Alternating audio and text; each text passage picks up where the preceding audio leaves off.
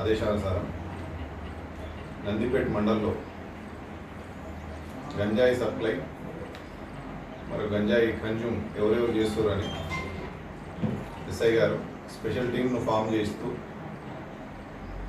Information తీసుకోవడం search చేయడం చేస్తుండగా ఈరోజు నమ్మదగిన సమాచారం మేరకు ఉదయం అందాజ 10 గంటలకు ఒక ఇద్దరు వ్యక్తులు గంజాయి సప్లై కోసం నందిపేట మరియు చుట్టుపక్కల వెల్మర్ మరియు చుట్టుపక్కల గ్రామాలకు ఒక స్కూటీపై వస్తున్నారనే సమాచారం మేరకు ఎస్ఐ గారు వాళ్ళ సిబ్బందితో వెళ్ళి వెల్మల్ ఎక్స్ రోడ్ వద్ద అనుమానాస్పదంగా ఒక స్కూటీపై వెళ్తున్న ఇద్దరు వ్యక్తులను ఆపి అట్టి స్కూటీని చెక్ చేయగా సుమారు 2.5 కిలోల గంజాయి స్కూటీ డెక్కులో దొరకడం జరిగింది. ప్రొసీజర్ ప్రకారం పంచనామా కంప్లీట్ చేసి వాళ్ళని వెరిఫై చేస్తే వాళ్ళు ఆ గంజాయిని ఇక్కడ యువతకు అమ్మడానికి తీసుకొస్తున్నట్టుగా సప్లై చేస్తున్నట్టుగా ఒప్పుకోవడం జరిగింది. వారి వద్ద నుండి ఆ గంజాయిని స్వాధీనం చేసుకొని వాళ్ళు ఈ గంజాయికి సప్లైకి కమ్యూనికేషన్కు వాడేటువంటి 2 సెల్ ఫోన్లను అదేవిధంగా వాళ్ళ గంజాయిని సప్లై చేయడానికి వాడిన స్కూటీని ఇవన్నీ తీసుకొని పంచనామా చేసి స్వాధీనం చేసుకొని వాళ్ళని అరెస్ట్ చేయడం జరిగింది. ఇప్పుడు వాళ్ళను రిమైండ్ చేసి కోర్టులో ప్రవేశపెట్టడం జరుగుతుంది.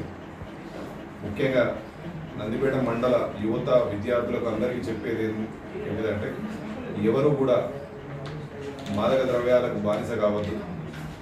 అనవసరంగా కేసులలో ఇబ్బంది పడడం వాళ్ళ ఆరోగ్యం ఖరాబు, అదేవిధంగా కుటుంబ సభ్యులకు కూడా ఇబ్బంది అవుతుంది. కాబట్టి మా పోలీస్ తరఫున నందిపేట పోలీస్ తరఫున మా సూచన మరియు విజ్ఞప్తి ఏంటంటే ఎవరైనా ఎక్కువగా అడిక్ట్ అయ్యి బయటపడలేని పరిస్థితి ఉంటే కూడా నేను దానికి డీఅడిక్షన్ సెంటర్లో చేర్పించి వాళ్ళను దానిలో నుంచి బయటకు తేవడానికి కృషి చేస్తాం. ఎవరైనా గంజాయి సప్లై చేసినా సప్లై చేయడానికి సహకరించినా వారిపైన చట్టరీత్యమైన చర్య తీసుకోబడుతుంది. Thank you.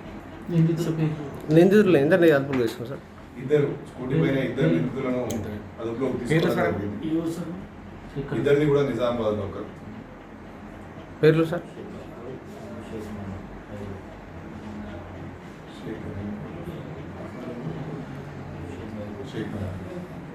నిందితుల ఇద్దరు వివరాలు షేక్ అఫ్రోజ్ మరియు షేక్ మహబూబ్.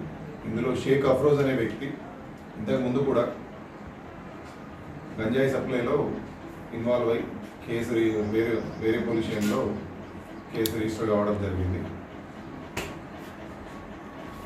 లేకపోతే తదుపరి చర్యలు.